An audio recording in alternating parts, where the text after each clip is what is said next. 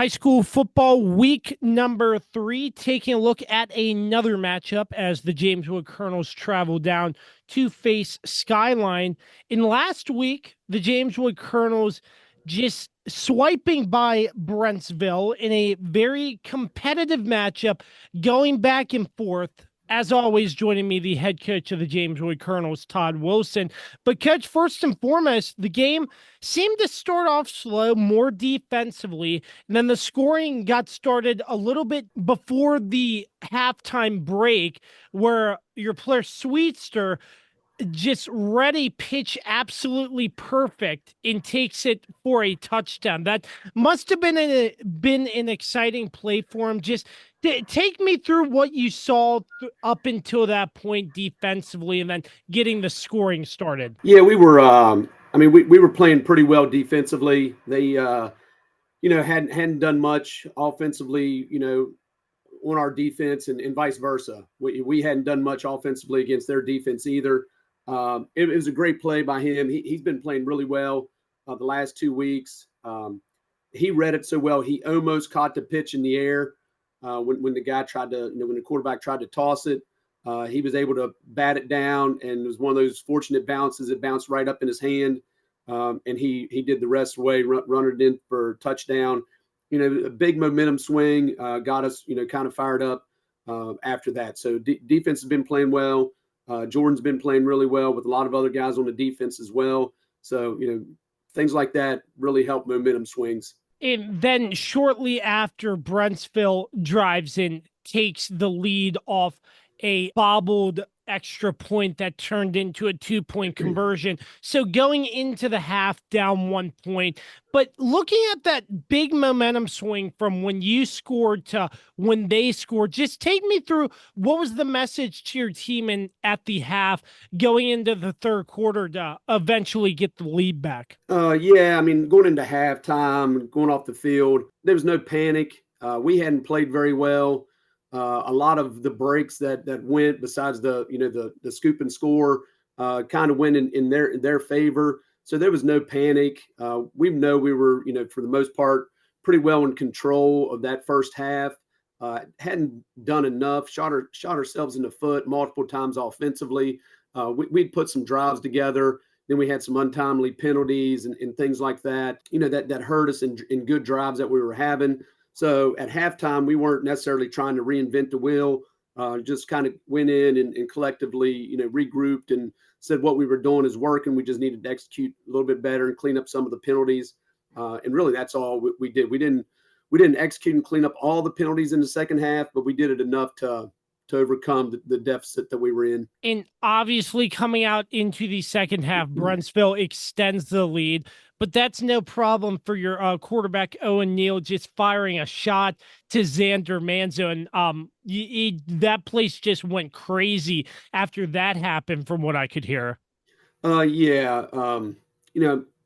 I've told our team, in some of our scrimmages, and we have some explosive players. Right now, offensively, we're not putting together all the things that we want.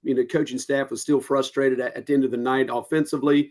But then when you go back and look at the stats, we still had over 335 yards of total offense, which it isn't a terrible night of offensive football.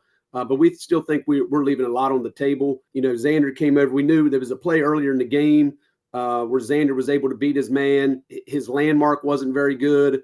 He stayed on the hashes instead of stacking the corner and staying out on the numbers. We came over and talked to him, and he was in total agreement. He understood what he did wrong. He said, believe in me, coach, I'll get it right next time. And I told him just that. And he said, I think we can take this shot. I said, okay, let's do it. About 3 plays later, we called that play in, and it went 91 yards for a touchdown. So, we had faith in that he was going to do the right thing, and we believed in him. And, Owen threw a great ball, and, it was an exciting play. And then getting towards the end of the game, Brentsville is driving, setting up for a game-winning field goal, and you all block it to secure the close margin of victory. But what was going through your mind when that kick got blocked, and just the emotions and getting a win by that close of a margin?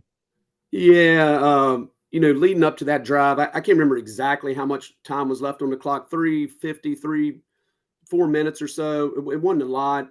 We had them backed up. Defense has been playing well all night, obviously, in those situations. We're loosening it up a little bit in our coverage to keep everything in front of us. We had a roughing the passer or late whistle kind of thing that gave them free 15 yards. So we helped them out a little bit on that last drive. We were in a situation where you're looking at the clock thinking, when they were down close to inside the 10, or do we let them score, to get the ball back quickly? I mean, all these scenarios are running through your mind. The defense make a great play, a negative play, which obviously we're like, all right, that's off the table. We're still playing too well to give up a free score just to get the ball back. And we pushed them back far enough for them to, bring out their field goal kicker. We called timeout. The guys asked, well, how are we going to block it? We said from the left and from the middle. And, they got in there, they blocked it.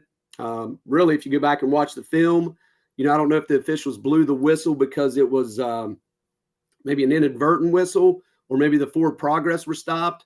But after we blocked it, Brentsville picks the ball up and tries to keep it alive, and actually threw it right to one of our players, and he was going the other direction for probably a touchdown. So there was a lot of excitement going on. The guys were fired up. The coaching staff never wavered. Coach Thomas, our defensive coordinator, said, don't worry, guys. He kept telling them, like, relax. We're going to force them to a field goal, and we're going to block it. He was telling them that the whole time. So maybe spoke it into existence. So it was a lot of excitement for our players and our fans that night. So looking ahead to the matchup at Skyline coming off this exciting win, just looking at what Skyline has, I know they're sort of a mid to young team, but what are you seeing out of them, and what are you looking to do a little bit better come this week? Yeah, defensively, we got to make sure we line up. They do a lot of pre-snap motions. So, making sure that we have our alignments right when they do all their motions offensively. That's one of the biggest things on our defensive side. The guys just still got to keep playing. Hopefully we get a couple guys back. We were a little banged up last week. We lost Caden McCullough at halftime. Kobe Mason, our starting corner, he didn't play at all. So we're hoping to get those guys back. That's going to add a little, depth and, a little versatility to our defense. Offensively, we saw a big progression from week 1 to week 2. This week, last week against Brentsville, we were one block away from having a lot of explosive run plays. We were just not getting to that second level. If we can kind of do that, I think we're in pretty good shape. Skyline's got a lot of athletes. They got a lot of skill players. We're just going to have to keep them in front of us, make them move the ball. And again, I think if we make teams have to move the ball on us, I feel confident our defense can get a stop and a negative play here and there. We just can't give up the big explosive plays. And looking offensively, you mentioned the progressions from week 1 to week 2.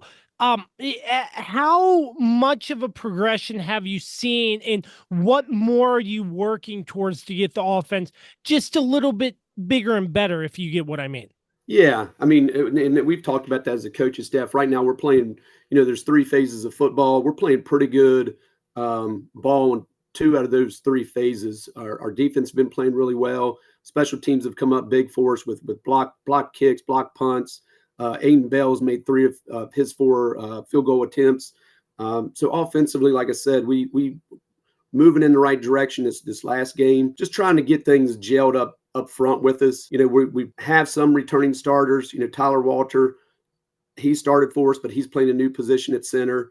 We're starting 2 sophomores, obviously with more game experience.